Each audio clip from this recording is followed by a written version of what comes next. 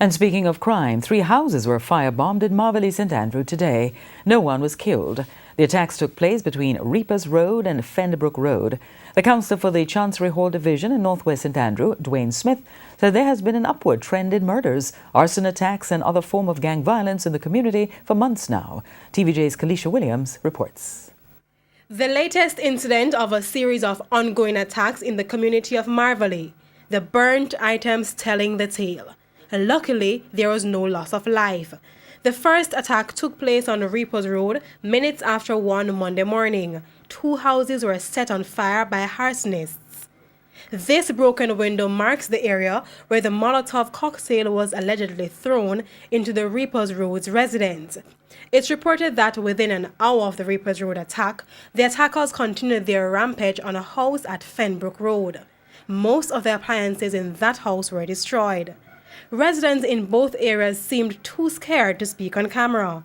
The counsellor for the area, Dwayne Smith, says people here have been afraid for months now as gang violence continued to rise in the area. The Member of Parliament has spoken, to my sure knowledge, to the police high command more than once, and the situation improved as the police improved their presence in the community.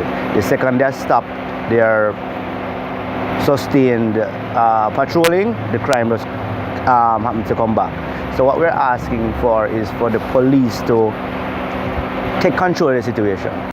According to Mr. Smith, he has been on the ground and has been speaking with the residents to find out what is causing the problem. He maintains that the community had been peaceful for quite some time. For about 6 years, at least 6 years, there's no violence here. But over the last 2 to 3 months, sustained attacks.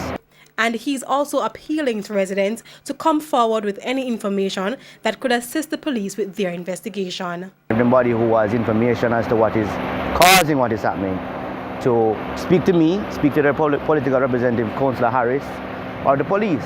But we really need to get this under control because the residents are terrified. They're not sleeping at night. Some people are actually moving out of the community.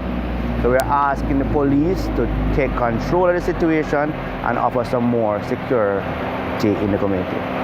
Kalisha Williams, TVJ News.